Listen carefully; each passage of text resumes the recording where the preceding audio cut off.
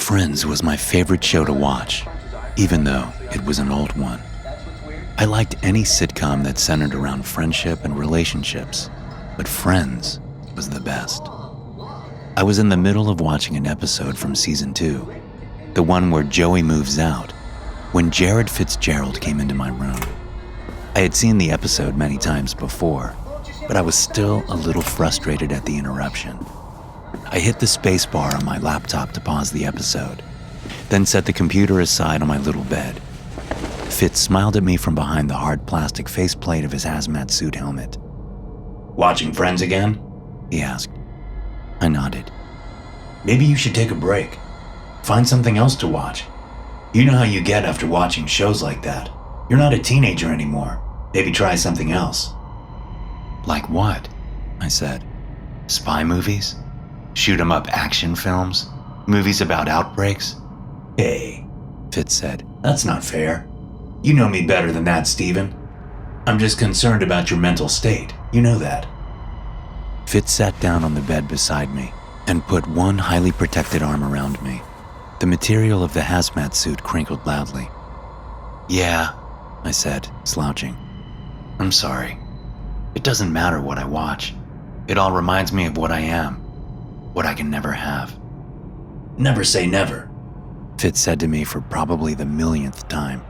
"We're working on a cure. You've got to believe me when I say that." "I do believe you," I said. "I just don't know if a cure is even possible.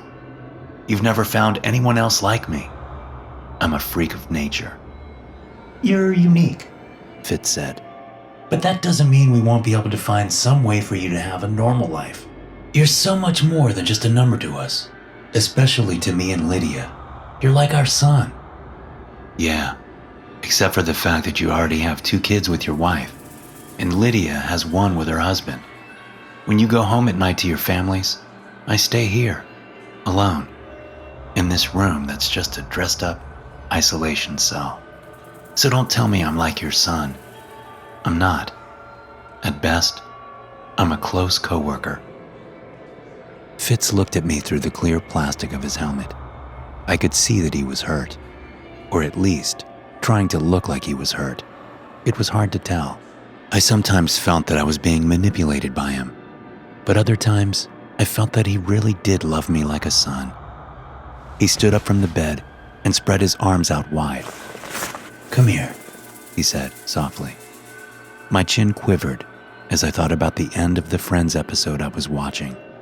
There's a scene at the end where Joey is leaving Chandler alone, heading for his new apartment, when he rushes back in and gives Chandler a big hug.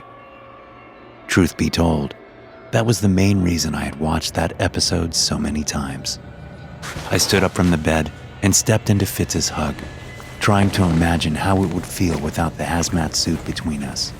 I imagined Fitz as my best friend, which he kind of was. We hugged for a long time before separating. "I'm sorry for blowing up on you," I said, looking down at my feet. "I know you care about me." "Well, thank you," Fitz said. "I'll continue to care about you no matter how many times you get mad at me." He smiled. I smiled back. After a moment, he spoke again, saying, "There's another reason I came in here. You've got a mission. I'll brief you as we get you ready." "Okay," I said, half smiling. I had a love-hate relationship with missions. I liked to get out into the world, but I hated what I had to do on these outings. Still, it was great to get out of my little cell at the Foundation facility. Getting me ready for a mission was an involved process. I stepped into a little square room next to my bathroom and used a stiff brush to remove all the dead skin from my body. They kept my hair cut very short, so I ran over what little there was with the brush, removing any loose hair follicles and dry skin. I did the same thing all over, even under my toenails and fingernails. When I was done, I stepped out of the room and into the shower while the incinerator built under the small room's floor destroyed all the loose matter I'd just removed. I showered thoroughly, once again brushing my whole body and using a special kind of soap to cleanse myself. I used a towel to dry off, which I then threw in the incinerator so it, too, could be destroyed. Fitz brought me a special form-fitting suit that was kind of like a very thin wetsuit. The only things sticking out of the suit were my hands and my head. He also brought me a white dress suit with white gloves, a white button-up shirt, and a black tie. He explained what I was to do as I got dressed, covering the wetsuit with the outfit and shiny black shoes. He showed me a picture of a man on a tablet he'd brought in with him. The target. Finally, before we walked out of my cell, I got into a hazmat suit. Both Fitz and I stood in a cleansing chamber while it did its thing. Then we headed out. We didn't see anyone else as we walked through the facility to an elevator, which took us to a parking garage. Fitz took off his hazmat suit in the elevator and carried it with him. We got into a silver SUV with 2 other men in the front seats. Fitz apologized before putting a big black hood over my hazmat suit helmet. We drove out of the garage into an airport. Fitz took my hood off as the SUV stopped. We boarded a private jet and took off. I didn't have to wear a hood for the plane ride, but I did have to keep my hazmat suit on. Fitz changed my oxygen tank about halfway through the ride. The flight took several hours. On the descent, Fitz once again put a hood over my head, even though it was dark outside and I couldn't see much of anything. We got into another vehicle and drove for about half an hour. When Fitz removed the hood again, we were in a parking garage. The floor we were on was blocked off by orange and white construction barriers. There were no other cars around. We parked by the elevator alcove. Okay, Steven, Fitz said as we stepped out of the vehicle. you can take your suit off now. Which one? I said, trying to get a rise out of him. He gave me a patronizing smile. I removed my hazmat suit while the other men, Fitz included, gave me a wide berth. I then put it in the back of the SUV as instructed. Now what? I said in the closed-off parking garage.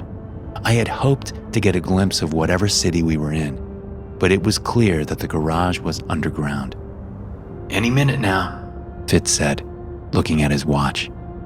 As if on cue, one of the 2 elevator doors chimed and opened.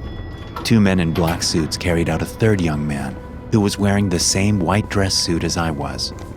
The young man was unconscious, and they put him in the back of the SUV.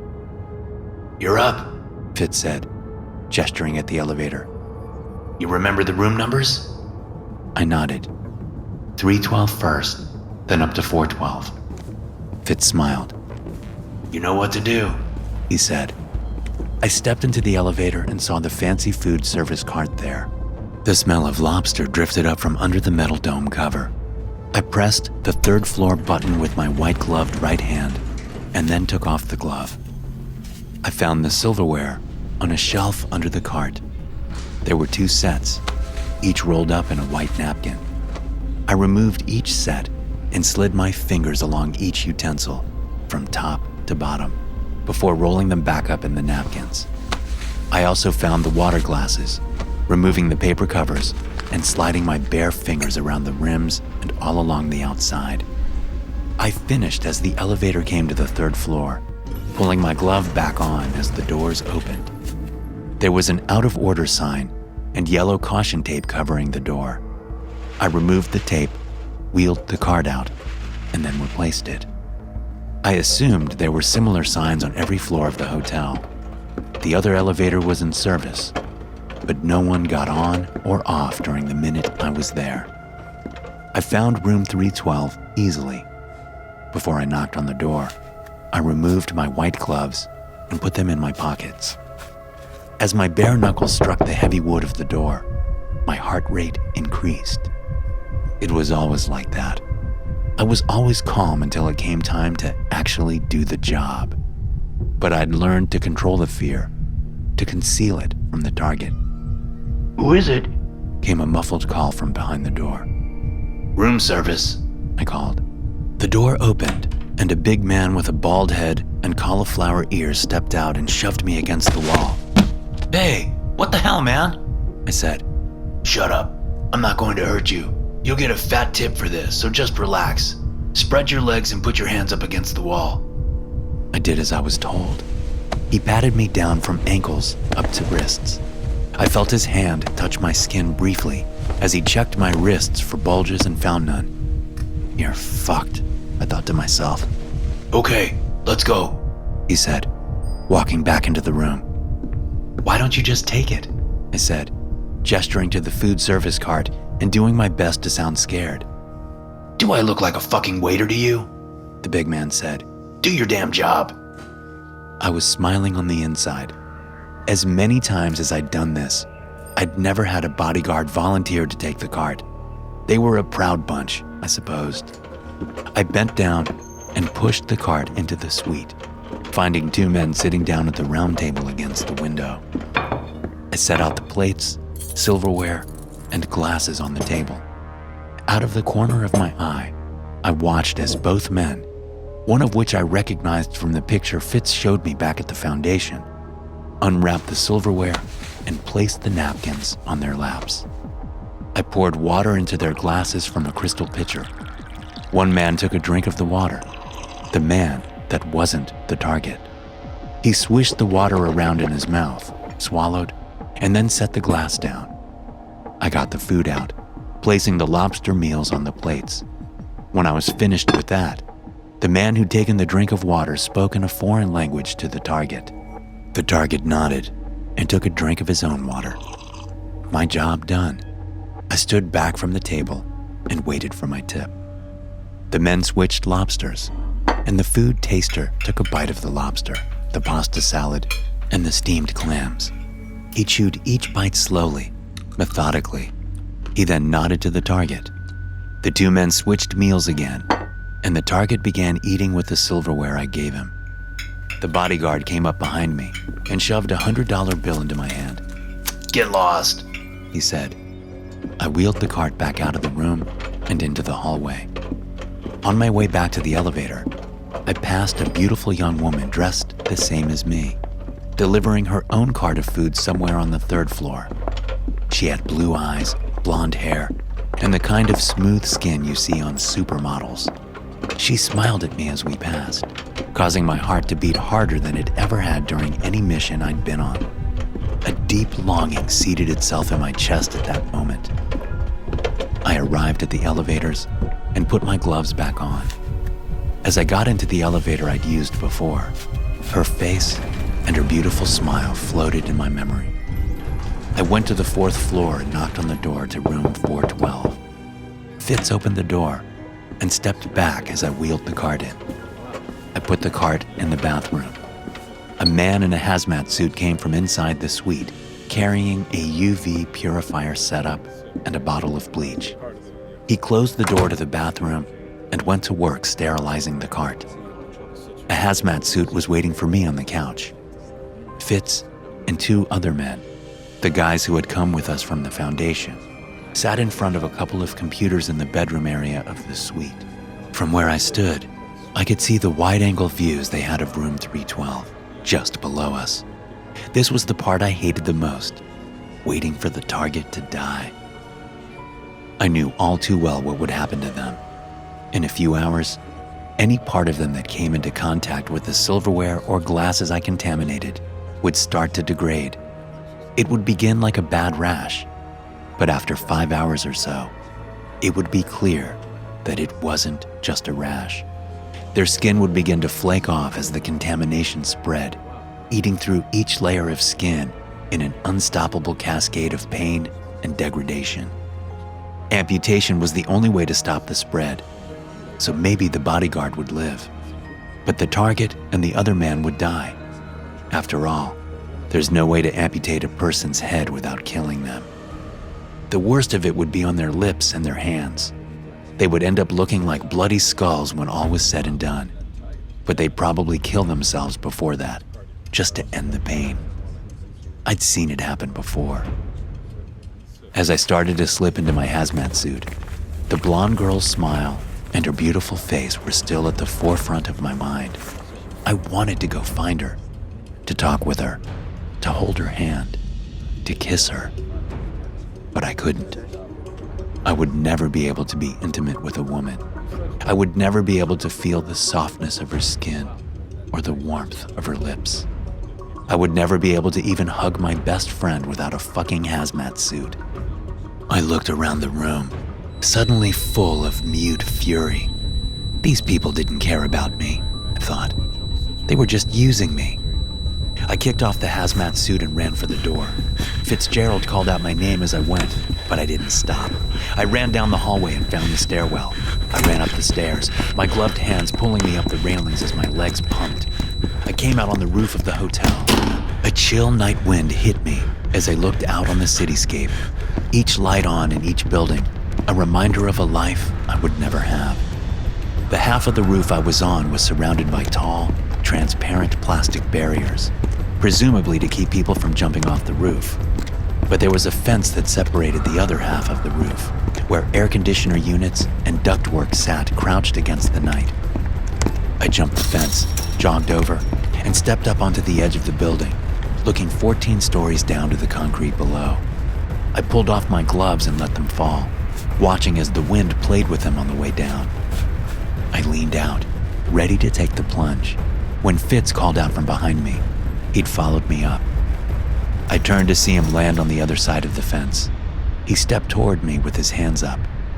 "Let's think about this," he said. "Please, step down and let's talk this out." I realized I was crying, the warm tears dripping off my chin to be sucked away by the wind.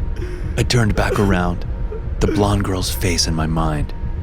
Just as I was about to step off to my death, I felt Fitz grab my hand.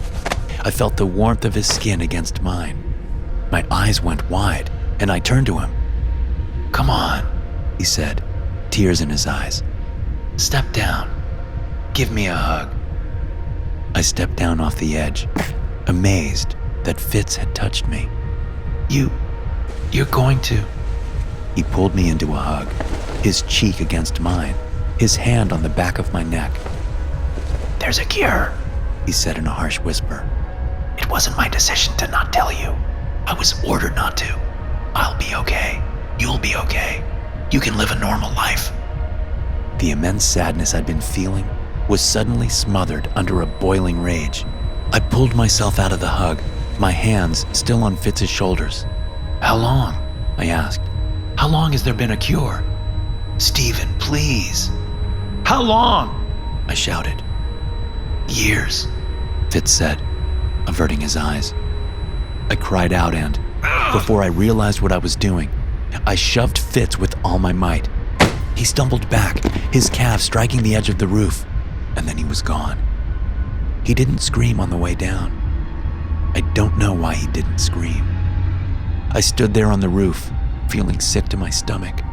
I wondered if it was true, if there really was a cure. If there was, I doubted they'd give it to me now. I had killed Fitz. I had killed my friend, Jared Fitzgerald. As the other men from the Foundation ran onto the roof and pointed their weapons at me, all I could think of was my name.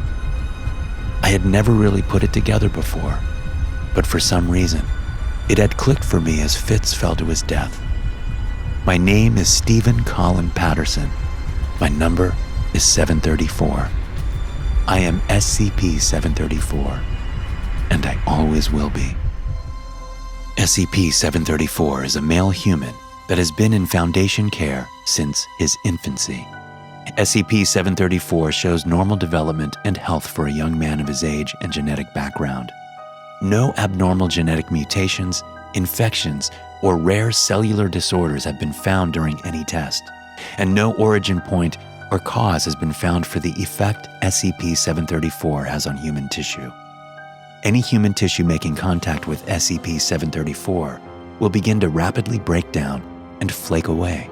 This effect is most often triggered by skin-to-skin contact, but any living SCP-734 cell can cause the effect. The means by which the flaking occurs is unknown, as no form of viral, bacterial, or chemical agents are passed by SCP-734 to the subject. The flaking begins in the tissue layer of contact, most often the epidermis, and will attack that layer exclusively for 5 hours. After 5 hours, the effect will begin on the next layer and continue in this manner until all tissue layers are affected. This process is extremely painful and becomes progressively more debilitating as nerve tissue, blood vessels, muscle tissues, and skeletal structures are exposed, then eaten away by the effect. Hey guys, thanks for listening. Be sure to subscribe to the podcast for more SCP stories like this one. You can also check out some more episodes from the SCP Experience podcast here. I'll see you in the next one.